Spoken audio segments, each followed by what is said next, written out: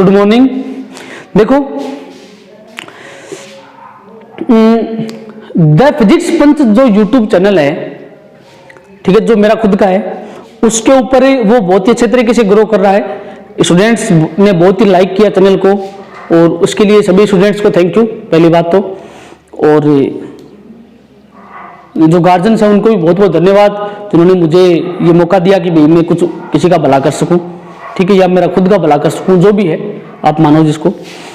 अब the physics punch YouTube channel के ऊपर जो ये चैनल है मेरा, जिसके ऊपर आप ये वीडियो देख रहे हो इस वक्त, उसके ऊपर मैथ्स के, केमिस्ट्री के, फिजिक्स के, इंग्लिश के, हिंदी के सभी फैकल्टीज के वीडियो अपलोड होंगे। फिजिक्स के अलावा बायोलॉजी के जो वीडियोज हैं वो रेगुलरली क्लास 12 के अपलोड हो रहे हैं, ठीक है ना। वो फैकल्टी इस चैनल की फैकल्टी है, किसी संस्था से उस फैकल्टी को मतलब नहीं है, ठीक है ना, कि भाई किसी स्कूल की वो फैकल्टी है या और कोई है, उससे मतलब नहीं है। ये ऑनलाइन वर्क चल रहा है लॉकडाउन में फ्री ऑफ कॉस्ट, ठीक है, इसका कोई चार्ज नहीं लग रहा है किसी से। जो भी पेमेंट किसी टीचर को करना है वो मेरी खुद की हेडेक है, क्योंकि ये चैनल मेरा है, ठीक है। उससे किसी संस्था को और किसी स्कूल को उसको इसमें कोई रोल नहीं होना चाहिए कि भी कौन से टीचर पढ़ रहे हैं कौन से नहीं पढ़ रहे। तो यदि आप लोग पढ़ने के इच्छुक हो, ठीक है ना, आपको ऐसा लगे कि हमें बायोलॉजी पढ़नी चाहिए इस चैनल पे, या हमें इंग्लिश पढ़नी चाहिए, या हमें इस पे हिंदी पढ़नी चाहिए, ठीक है, तो आप लोग फ्री ऑफ कॉस्ट इस चैनल को सब्सक्राइब करके पढ़ सकते हो।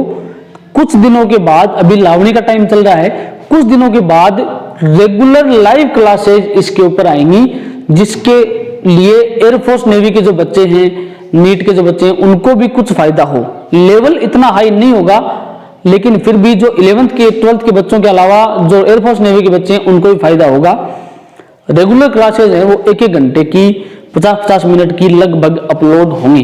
तो बायोलॉजी के वीडियो, ठीक है, या और सब्जेक्ट के जो वीडियो है वो इसके ऊपर अपलोड हो रहे हैं, तो आप संबंधित फैकल्टी के नोट्स बनाएं, उसमें कोई दिक्कत नहीं है। लेकिन इस चैनल के ऊपर जो वीडियो अपलोड हो रहे हैं वो आप लोग पूरे देखें, ठीक है, उससे आपको कोई नुकसान नहीं होने वाला है, क्योंकि ये कोई कॉमेडी वीडियो नहीं है, कोई कॉमेडी वीडियो नहीं है कि जिससे आपका टाइम खराब हो रहा है। जितना भी आप पढ़ोगे उसका कुछ ना कुछ नॉलेज आपके दिमाग में जाएगा।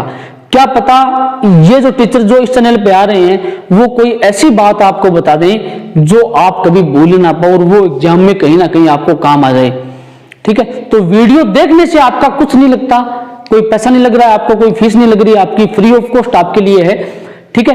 तो आप नोट्स मत बनाओ, भले नोट्स यदि आप चाहोगे तो उसका पीडीएफ आपको भेज दिया जाएगा पर्सनली, नोट्स की कोई चिंता मत करो आप लोग, ठीक है ना। लेकिन जो वीडियो अपलोड हो रहा है फिजिक्स के, तो रेगुलर अपलोड हो रही है स्कूल की तरफ से, जिस स्कूल में हम लोग स्टडी करवाते हैं उसके वीडियोज फिजिक्स के कंटिन्यू अपलोड हो रहे हैं, ठीक है ना, उसमें कोई दिक्कत नहीं है। वो तो आप नोट्स बनाए उनके, तो ठीक है ना। लेकिन जो बच्चे अदर स्कूल के हैं, जो नोट्स बनाना नहीं चाहते, जो सोचते हैं कि हम तो नोट्स नहीं बनाएंगे, हम तो हमारे टीचर के नोट्स बनाएंगे, तो आप लोग नोट्स अपने टीचर के बना सकते हो, कोई दिक्कत नहीं है। लेकिन जो ये videos the physics punch channel के ऊपर अपलोड हो रही है, ठीक है ना, इस चैनल के ऊपर जो वीडियोज अपलोड हो रहे हैं उनको देख के आप अपना नॉलेज बढ़ा सकते हो फ्री ऑफ कॉस्ट, कोई चार्ज नहीं लग रहा है। टीचर सभी अच्छे पढ़ाते हैं, ठीक है ना, सभी टीचर अच्छे पढ़ाते हैं, पढ़ने से कुछ नहीं होता, नोट्स आप अपने अकॉर्डिंग बनाओ, कोई दिक्कत नहीं है, ठीक है ना। लेकिन जो वीडियोस अपलोड हो रहे हैं वो आप पूरे और कंप्लीट देखें। धन्यवाद।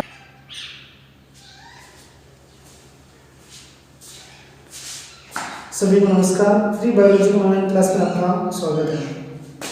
देखो, कल हम पढ़ रहे थे जो वॉलंटियर होती है, यानी जो पीटी होती है, वो किस प्रकार से ओव्यूल यानी जो बीजाणु होते हैं उनमें प्रवेश करती हैं, कि किस प्रकार से जो परागनलिका होती है, परागनलिका, उसका बीजाणु में प्रवेश होता है।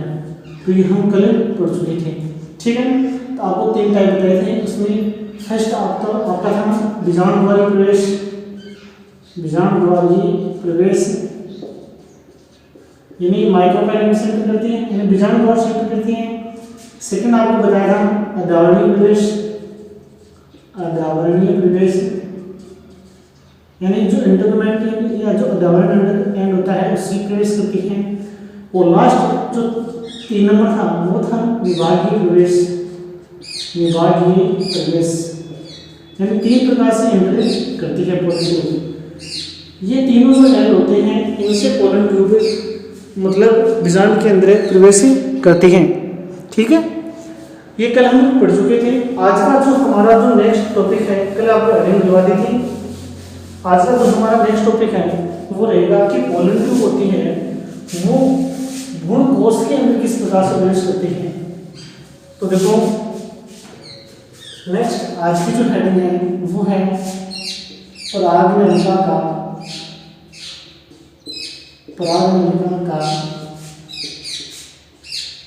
भ्रूण कोश, यानी इसको बोलते हैं एम्ब्रियो शेप में प्रवेश।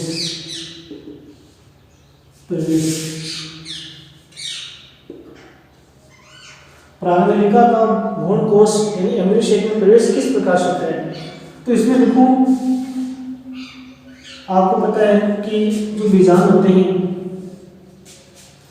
बीजांड के अंदर जो पोलन ट्यूब होती है वो क्या करते हैं कि विभिन्न प्रकार की जो स्टाइल होती है, यानी एंजियोस्पर्म जो प्लांट्स होते हैं, एंजियोस्पर्म प्लांट्स में फर्टिलाइजेशन के समय यानी निषेचन के समय जो पोलन ट्यूब होती है वो विभिन्न प्रकार की जो स्टाइल है, 3 प्रकार की स्टाइल होती है, 3 प्रकार की स्टाइल होती है। स्टाइल यानी इसको बोलते हैं वर्तिका।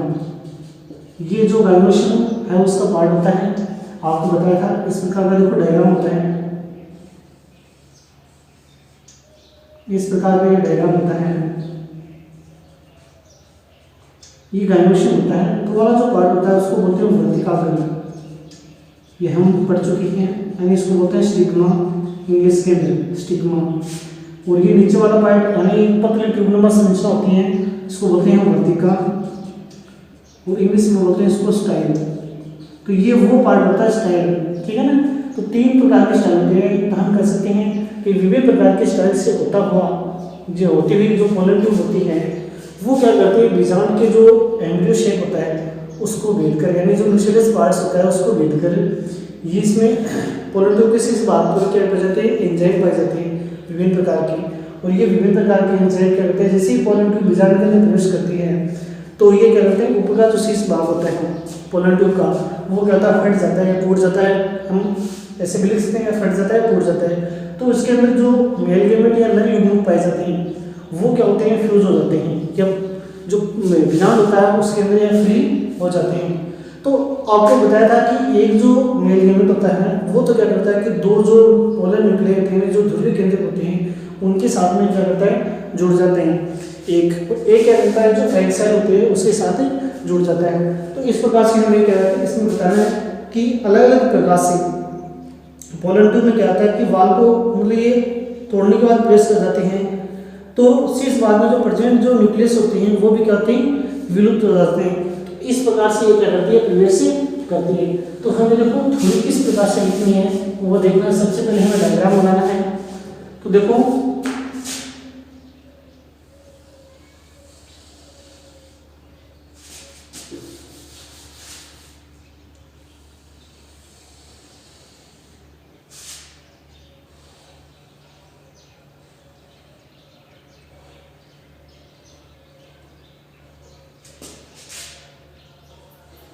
ये बीजांड का डायग्राम है। इसमें देखो बीज के अंदर दो सेल पाई जाती हैं, उनको बोलते हैं ध्रुवीय केंद्रक। इसके अलावा देखो एक बड़ी सेल पाई जाती है,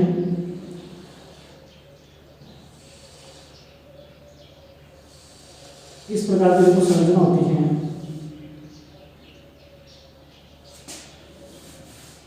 इस प्रकार की बीजांड की संरचना होती है।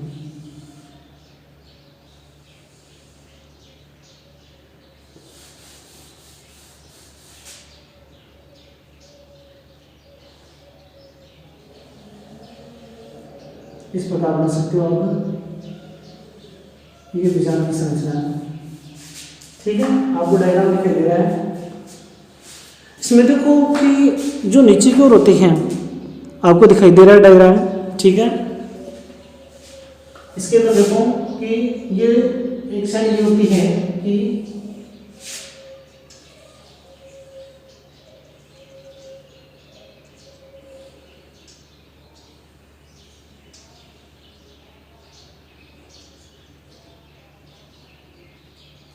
एक ई सेल पाई जाती है, ठीक है। इसके अंदर अब इसके अंदर देखो आपको बताया गया ना, ये तो क्या होता है एम्ब्रियो, हिंदी में लिख सकते हो आप भ्रूण कोश, ठीक है। और ये पार्ट क्या कहलाता है अधावरण, अधावरण होता है। ये पार्ट होता है बीजाणु द्वार, बीजाणु द्वार होता है, ठीक है। इसे बोलते हैं बीजाणु बंध, बीजाणु बंध। ये पार्ट कहलाता है नाभिका, ऐसे बोलते हैं फाइलम, ठीक है। उसके बाद देखो ऊपर वाला पार्ट कहलाता है निबाध, आपको नाम भी दिखाई दे रहे होंगे शायद, ठीक है ना। ये धारण होता है। इसके अलावा देखो कि ये एक्सेल होती है, ठीक है, इसको बोलते हैं अंडकोशिका, अंडकोशिका। और ये इसके पास में जो दो सेल पाए जाते हैं इसको बोलते हैं साय सेल या साय कोशिका, साय कोशिका। जब ये दोनों आपस में मिलती हैं तो ये मिलकर बनाती है अंड उपकरण, सॉरी अंड उपकरण का निर्माण करती है। यह आपको ध्यान में रखना है, ठीक है ना। अंड उपकरण का निर्माण होता है इससे, ठीक है। अंड उपकरण बनता है जबकि जो दो बीज के अंदर दो सेल पाई जाती हैं इसको बोलते हैं दो ध्रुवीय केंद्रक, दो ध्रुवीय केंद्र प्रेजेंट होते हैं, ठीक है ना। बीजे दो ध्रुवीय केंद्र होते हैं। ऊपर वाले जो तीनों सेल होते हैं उसको बोलते हैं प्रतिमुखी कोशिकाएं, प्रतिमुखी कोशिकाएं पाई जाती हैं। इसके अलावा देखो ये बीजाणु द्वार होता है, ये धारण होता है, इसी निभाग होता है, ये एक स्ट्रक्चर होती है, ठीक है ना। और इसकी यदि हम बात करें तो देखो ये आपको पता है अंडकोशिका है, अंडकोशिका। तो इसके अलावा ये दोनों जो पास में सेल पाई जाती हैं वो होती है साय कोशिका, साय कोशिका। और ये जब दोनों मिलती हैं, यानी जब दोनों मिलती हैं तो साय कोशिका, और ये जब दोनों मिलती हैं मिलने के बाद में अंड उपकरण का निर्माण करती हैं, अंड उपकरण,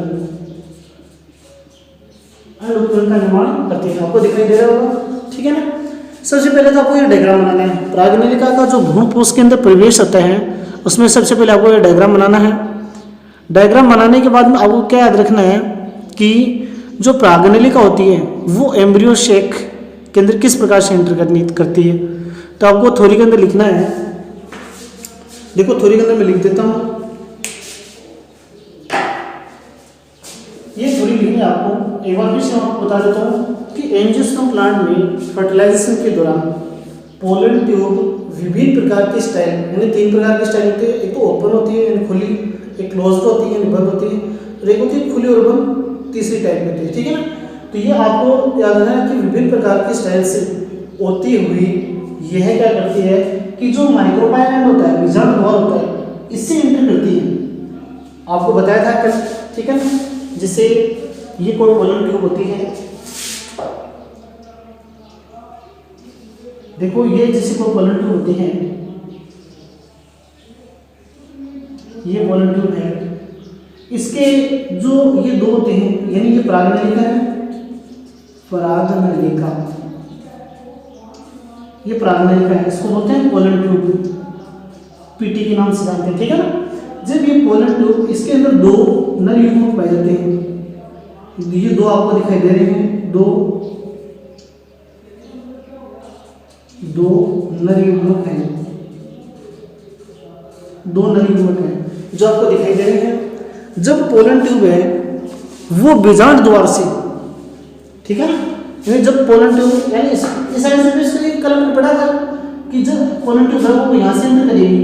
तो देखो यहाँ से एंटर करने के बाद जैसे ही पोलन ट्यूब मतलब इसको बेलकर अंडकोशिका के पास से जाएगी, इसको बेलकर यहाँ पर प्रेस करेगी। ये भाग कौन सा होता है बीज का, होता है भ्रूण कोश। इसको इंग्लिश में बोलते हैं एम्ब्रियो शेक, यानी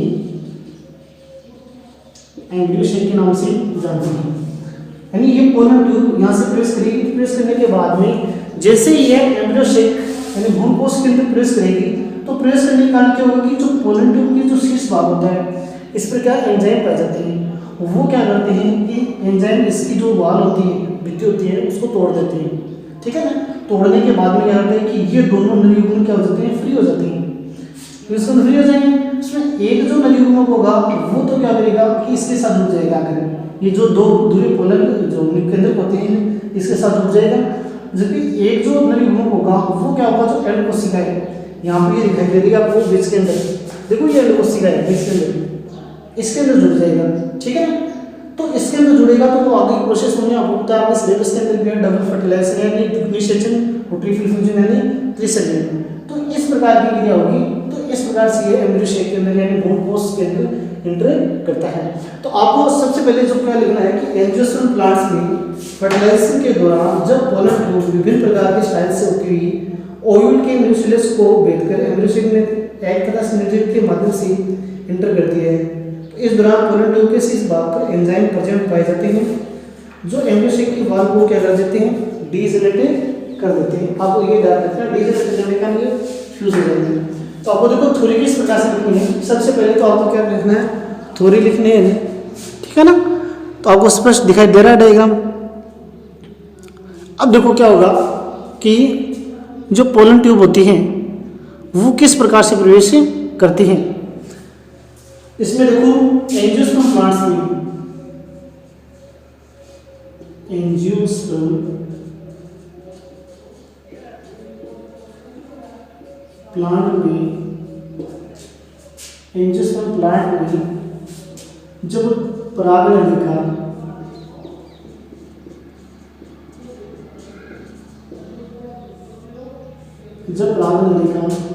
एंजियोस्पर्म प्लांट में जब परागनलिका, या आप इस प्रकार से लिख सकते हो कि एंजियोस्पर्म प्लांट में फर्टिलाइजेशन के समय यानी निषेचन के समय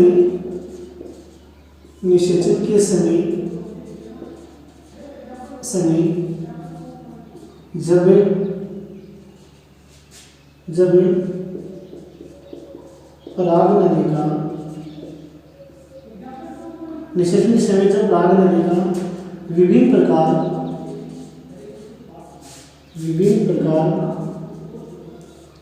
की वर्तिकाग्र से होती हुई,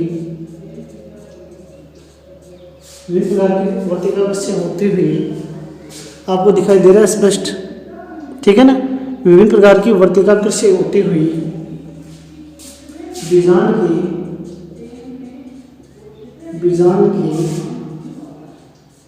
न्यूसेलस यानी बीजांडकाय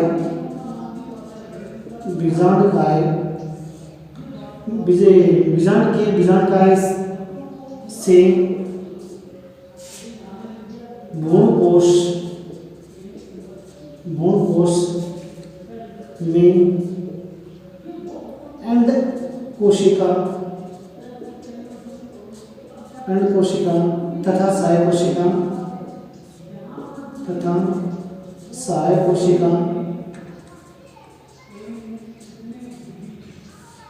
देखो दिखाई दे रहा है आपको, अंड कोशिका की है अंड कोशिका, जबकि ये पास में दो क्या है, सहायक कोशिका है, यानी इनके पास से ये प्रवेश करेंगी। ठीक है ना, अंड कोशिका और जो सहायक कोशिका है इसके पास ही ये प्रवेश करेंगी। तो आपको ध्यान रखना है कि जब पोलन ट्यूब अंड कोशिका और सहायक कोशिका के पास से गुजरती है, ठीक है ना, सहायक कोशिका के मतलब पास से गुजरती है, हमने से मध्य भाग से गुजरती है। तो आपको लिखना है कि इस दौरान जो पोलन ट्यूब होती है इसके शीर्ष भाग पर क्या पाए जाते हैं, एंजाइम पाए जाते हैं। ठीक है ना, तो आपको लिखना है आगे कि इस दौरान सहायक कोशिका, आप लिख रहे हो सहायक कोशिका, देखो ये दोनों सहायक कोशिका ऊपर वाले अंड कोशिका है, तो इसके पास से गुजरेगी यहाँ से। ठीक है ना, सहायक कोशिका के मध्य भाग से गुजरती है,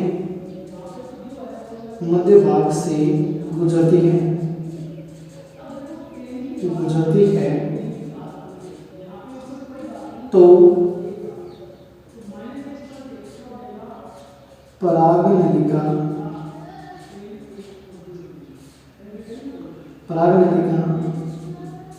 के शीर्ष भाग पर परागनलिका के शीर्ष भाग पर एंजाइम पाए जाते हैं। आपको देखो ये सिर्फ समझाने के लिए, तो आपको डायग्राम के अंदर ये नहीं बताना, ठीक है। तो ये सिर्फ समझाने के लिए था, डायग्राम के अंदर आपको नहीं बताना है ना। एंजाइम पाए जाते हैं जो एम्ब्रियो सेक, यानी जो एम्ब्रियो सेक की जो वाल होती है उसको क्या कर देते हैं, तोड़ देते हैं। आपको लिखना है शीर्ष भाग में एंजाइम पाए जाते हैं जो एम्ब्रियो सेक, जो भ्रूण कोश की भित्ति को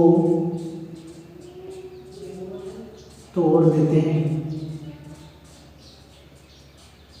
भ्रूण कोश की भित्ति को तोड़ देते हैं। आपको सिर्फ ये लिखना है, ठीक है ना।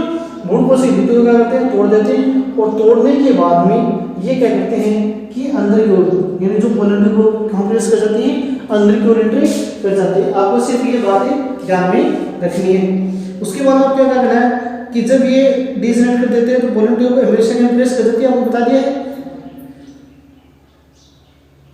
तो इस दौरान क्या होते हैं कि जब पोलन ट्यूब प्रवेश करती है तो उसके शीर्ष भाग पर जो मेलिग्मेंट पाए जाते हैं वो क्या होते हैं, हो जाते हैं। यानी इस प्रकार से इंटीग्रेट करने मतलब आप ये होगा, भ्रूण कोश की भित्ति को तोड़ देते हैं। और आगे आपको लिखना है, और आपको दिखाई दे रहा होगा, देखो, ठीक है ना, कहीं मैं इधर उधर नहीं लिख दूं। और मैं यहाँ लिख देता हूँ आपको, ठीक है ना, आगे का यहाँ लिख देता हूँ। और परागनलिका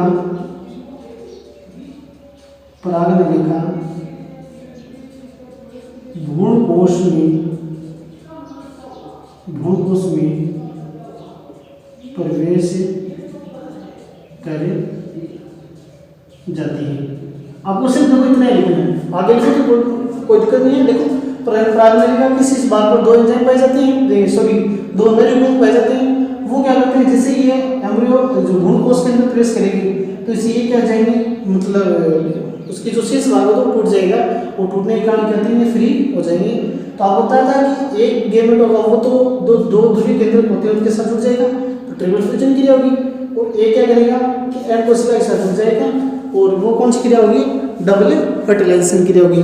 तो ये आपको स्पष्ट दिखाई दे रहे हैं, ठीक है, समझ में आ गया होगा आप ये कि एक जो पोलन ट्यूब होती है वो किस प्रकार से, यानी पोलन ट्यूब आप इसकी इंग्लिश में एंट्री लिख सकते हो, इंग्लिश के अंदर entry of pollen tube into embryo sac, entry of pollen tube into embryo sac, यानी परागनलिका का भ्रूण कोश यानी एम्ब्रियो सेक में किस प्रकार से प्रवेश होता है। तो वो आपको इस प्रकार से एग्जाम में डायग्राम के अंदर, डायग्राम की सहायता से बताना आपको, ठीक है ना। ये आपको थोड़ी बता दिए कि एंजियोस्पर्म प्लांट में यानी जो आवृतबीजी पादप होते हैं उसमें निषेचन के समय जब परागनलिका विभिन्न प्रकार की जो, सॉरी यहाँ पर देखो वर्तिका लिख दिया मैंने, आपको वर्तिका लिखना है, ठीक है ना, वर्तिका यानी स्टाइल, वर्तिका लिखना, ठीक है, सॉरी वो वर्तिका लिखना है, यहाँ पर वर्तिका नहीं लिखना। वर्तिका अंदर का जो नीचे का पार्ट होता है वो स्टाइल बनाता है, ठीक है ना। वर्तिका से होती हुई बीजांडकायन से भ्रूण कोश में अंड कोशिका तथा सहायक कोशिका के मध्य भाग से गुजरती है। तो परागनलिका, अब क्या देखना, परागनलिका के शीर्ष भाग पर एंजाइम पाए जाते हैं जो क्या करते हैं, भ्रूण कोश यानी जो एम्ब्रियो सेक है, भ्रूण कोश यानी जो एम्ब्रियो सेक की जो भित्ति होती है उसको क्या कर देते हैं, तोड़ देते हैं। और परागनलिका भ्रूण कोश में क्या कर जाती है, प्रवेश कर जाती है। ये आपको डायग्राम के थ्रू आपको बताना है, ठीक है ना, ये आपको डायग्राम के थ्रू समझाना है। तो आपको डायग्राम स्पष्ट दिखाई दे रहा है, ठीक है। नेक्स्ट यदि हम बात करें तो हमारे देखो इसके अंदर दो मेन जो चैप्टर हैं वो गए हो गए हैं। इसके बाद में जो आगे की हम बात करें तो आपको डबल फर्टिलाइजेशन है, ठीक है ना, और ट्रिपल फ्यूजन है, वो दोनों के लिए दे रखी हैं। तो किस प्रकार से डबल फर्टिलाइजेशन होता है, किस प्रकार से ट्रिपल फ्यूजन की क्रिया होती है। तो डबल फर्टिलाइजेशन के आपको मैंने पहले बता दिया कि ये दोनों घटनाएं हैं वो एंजियोस्पर्म प्लांट में होती है, ठीक है ना। एंजियोस्पर्म प्लांट्स के अंदर इस प्रकार की जो दोनों क्रियाएं हैं वो पाई जाती हैं। एंजियोस्पर्म प्लांट बताना आपको, ठीक है ना।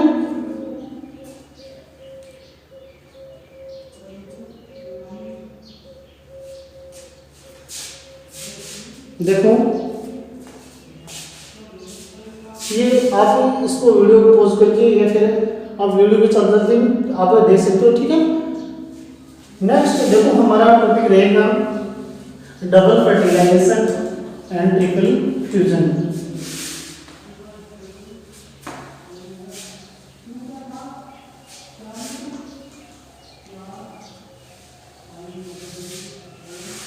नेक्स्ट जो हमारा जो टॉपिक होगा वो होगा डबल फर्टिलाइजेशन।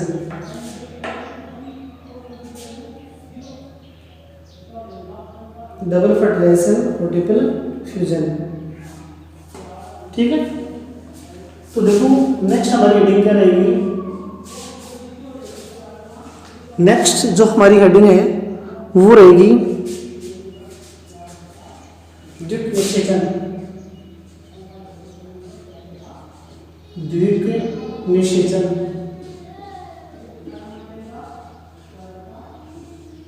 द्विक निषेचन, ठीक है। इंग्लिश में आप इसको तो लिख सकते हो, इसको बोलते हैं डबल फर्टिलाइजेशन। ये ई है, ठीक है ना, ई है फर्टिलाइजेशन, इसको बोलते हैं द्विक निषेचन यानी डबल फर्टिलाइजेशन। आपको दिखाई दे रहा है स्पष्ट द्विक निषेचन, ठीक है, आपको दिखाई दे रहा है, ठीक है ना। तो आपको देखो मैं वैसे तो आपको बता दिया, लेकिन एक ग्राफिक डायग्राम में बता देता हूँ आपको कि जैसे ये कोई विजार्ड है, इसके अंदर ये सेल है, ये सेल है और एक ये सेल है, इसके अंदर दो सेल है और ऊपर वाले कौन से है, तीन सेल है। तो ये जैसे कोई पोलन ट्यूब है, देखो मैं बता देता हूँ, ये विजार्ड एक, ठीक है, और ये कोई पोलन ट्यूब है, रफली बता रहा हूँ देखो आपको, ये दोनों नली युग्मक, ठीक है ना, दोनों दो नली युग्मक। वैसे तो आपको बता चुका हूँ, ये जब इसके अंदर एंटर करेगी, एंटर करा चुके हैं, एंटर करने के बाद में इसका एक जो मैग्नेट होगा, जैसे ये दो दूरी केंद्र है, ठीक है ना, प्लस इसके साथ में एक नली युग्मक जुड़ेगा, तो आपको पता है कौन सी क्रिया होगी, ट्रिपल फ्यूजन की क्रिया होगी।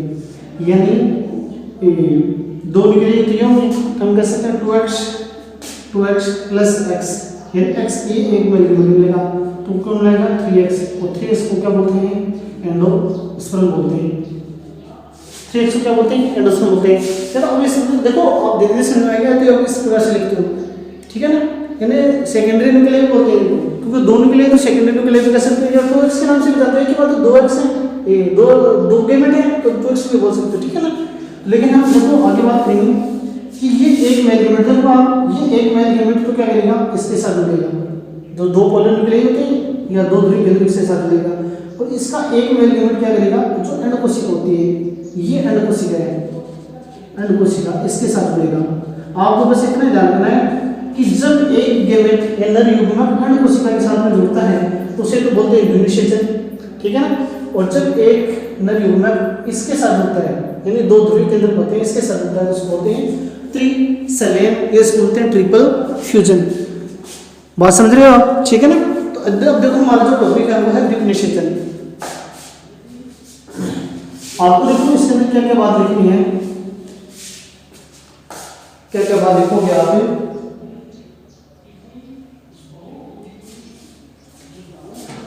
सबसे पहले देखो द्विक निषेचन किसे कहते हैं, या द्विक निषेचन के बारे में हमें लिखना है, तो आपको बताना है कि एंजियोस्पर्म प्लांट में, एंजियोस्पर्म प्लांट में, वैसे तो देखो आपने 11th में पढ़े थे कि ये दोनों क्रियाएं यानी द्विक निषेचन, और एक यहाँ पर लिख देता हूँ त्रिसलेम,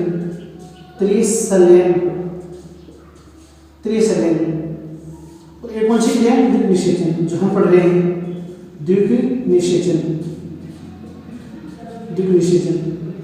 ये दोनों क्रियाएं सिर्फ आवर्तबीजी जो प्लांट्स होते हैं, यानी जो आवर्तबीजी जो पादप होते हैं उन्हीं के अंदर पाई जाती हैं। जो बाकी बात करें हम ब्रायोफाइटा है, जिम्नोस्पर्म है, उनके अंदर ये नहीं होती है। तो कई बार क्वेश्चन पूछ लिया जाता है एग्जाम का कि जो आवर्तबीजी पादप होते हैं, यानी या पूछ लिया जाता है द्विनिषेचन और त्रिशलन की क्रिया होती है, तो एंजियोस्पर्म प्लांट में होती है, यानी आवर्तबीजी पादपों में होती है। या पूछ लिया जाता है आवर्तबीजी पादपों का एक विशेष लक्षण बताइए, तो आपको बताना है इसकी द्विनिषेचन और त्रिशलन है, इन दोनों की क्रियाएं आवर्तबीजी पादपों में पाई जाती है, यानी ये दोनों आवर्तबीजी के पादपों के अंदर होती है। तो देखो आपको थोड़ी जल्दी क्या लिखना है कि एंजियोस्पर्म प्लांट में निषेचन के समय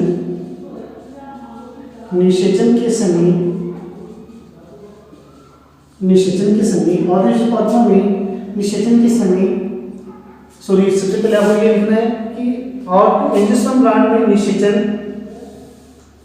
एंजियोस्पर्म प्लांट्स में द्विक निषेचन, सबसे पहले ये लाइन लिखनी है आपको, द्विक निषेचन व त्रिशलन की क्रिया पाई जाती है। आपको ये बताना है सबसे पहले तो, ठीक है ना। आपको दिखाई दे रहा है साफ दिखाई दे रहा है, ठीक है ना। ये आपको बताना है सबसे पहले, यानी जो आवर्तबीजी पादप होते हैं उन्हीं के अंदर द्विक निषेचन और जो ट्रिपल फ्यूजन की जो क्रियाएं होती हैं वो पाई जाती है, ठीक है ना। लेकिन आपको क्या ध्यान रखना है कि जिम्नोस्पर्म जो प्लांट्स होते हैं उनके अंदर नहीं होता है, ठीक है ना। तो दूसरा वर्ड आप लिखोगे जिम्नोस्पर्म, यानी इसको बोलते हैं अनावर्तबीजी। आपने 11th क्लास के अंदर पढ़ा था अनावर्तबीजी पादपों में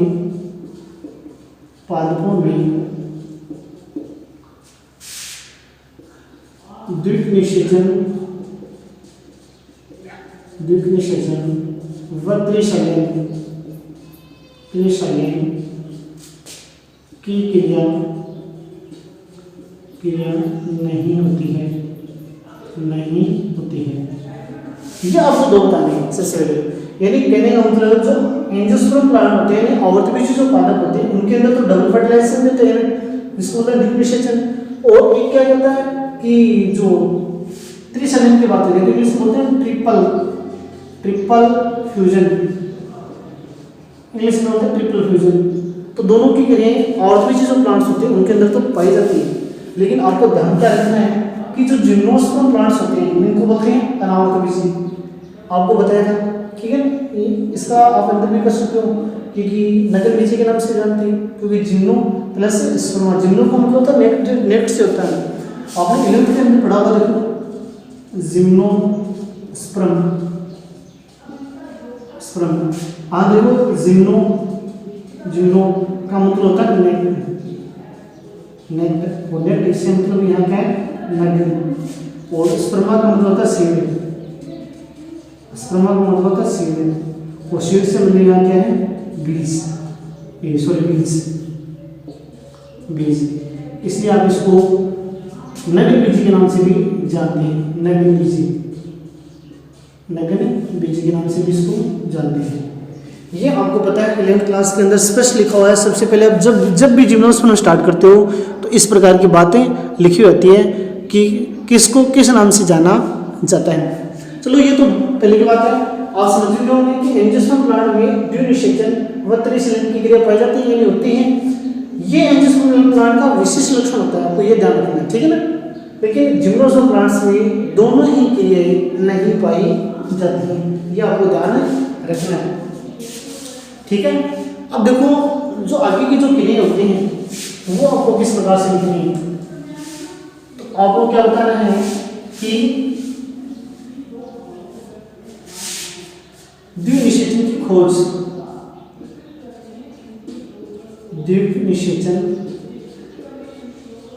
द्विनिषेचन की खोज ये पूछा जाता है जितने भी कॉम्पिटिटिव एग्जाम होते हैं जिसमें यदि साइंस के क्वेश्चन आते हैं, या आप आगे जाके जो सेकंड ग्रेड है, फर्स्ट ग्रेड है, या हम बात करें थर्ड ग्रेड के एग्जाम दोगे, ठीक है ना। जैसे ही आपकी कॉलेज कंप्लीट होगी, बीएड करोगे, क्या आपको कॉम्पिटिटिव एग्जाम देनी होगी, तो यहाँ पर इनकी बात हो रही है, क्वेश्चन अधिकतर बात पूछा जाता है कि जो डबल फर्टिलाइजेशन की जो खोज है, क्योंकि हर बुक के अंदर आपको मिलेगा डबल फर्टिलाइजेशन, तो आपको बताना है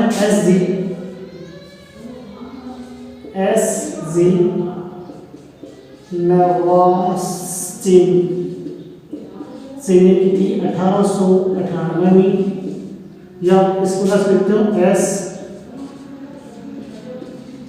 जी नवास्टिन ने की थी 1898 में। ठीक है ना, आप इंग्लिश वर्ड्स भी लिख सकते हो या हिंदी वर्ड्स लिख सकते हो। जो डबल फर्टिलाइजेशन को देखा था उस वैज्ञानिक का नाम था एस जी नवास्टिन, ये आपको ध्यान में रखना है। ठीक है ना, यहाँ लिख देता हूँ आपको एस जी नवास्टिन ने देखा था 1898 में, यह आपको ध्यान में रखना है। आपको अब तो दिखाई दे रहा है साहब, ठीक है ना, एस जी नवास्टिन ने देखा था, ठीक है 1898 में। और एस जी नवास्टिन ने क्या किया कि जो डबल फर्टिलाइजेशन को देखा था वो उन दो प्लांट्स का नाम था, एक तो फर्टिलेरिया, एक तो ये प्लांट था फर्टिलेरिया, और एक पादप का नाम था लिलियम पादप। इन दोनों प्लांट्स के अंदर देखा था। आपको इतनी बात ध्यान रखनी है, फर्टिलेरिया प्लांट्स और लिलियम प्लांट्स के अंदर इनको देखा था।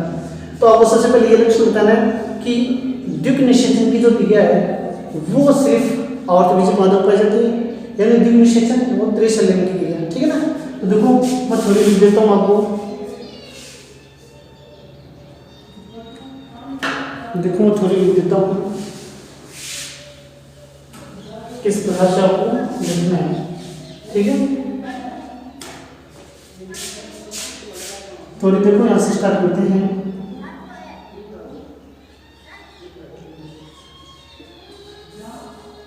आवर्तबीजी पादपों में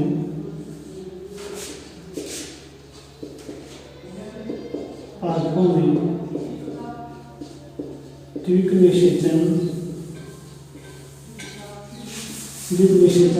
तथा त्रिशल्यम की क्रिया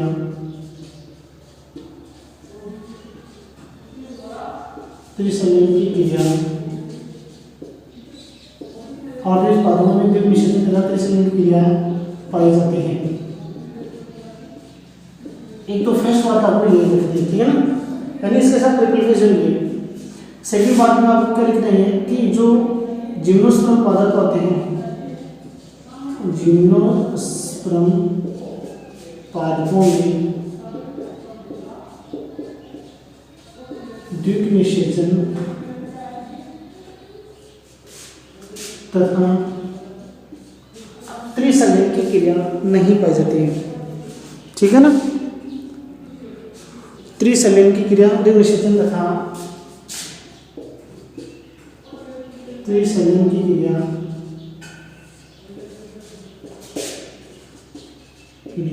नहीं पाई जाती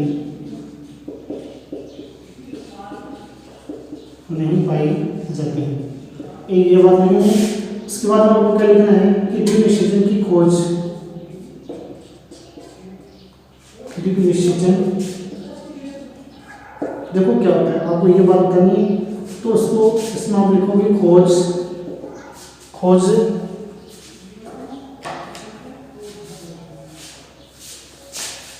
ऊपर तो आपको दो बात लिखनी है। उसके बाद देखो आपको फिर हेडिंग डालनी है द्विक निषेचन,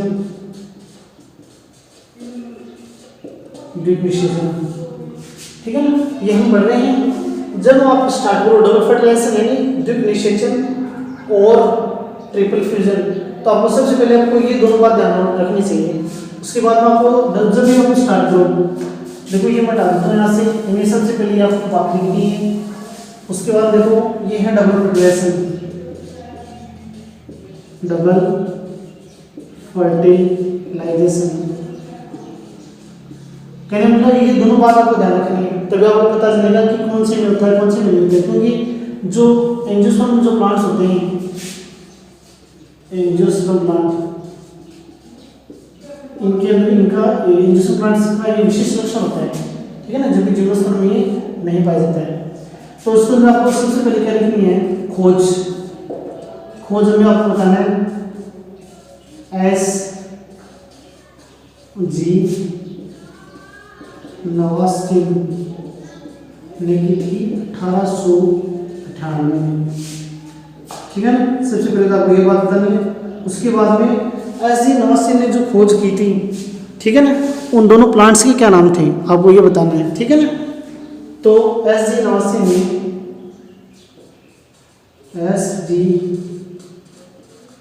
नवासिन ने फ्रिटिलेरिया प्लांट्स फ्रिटिलेरिया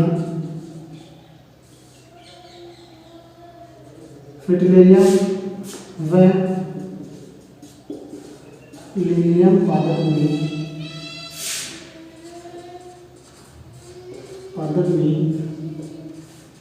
द्वीप निषेचन की खोज की।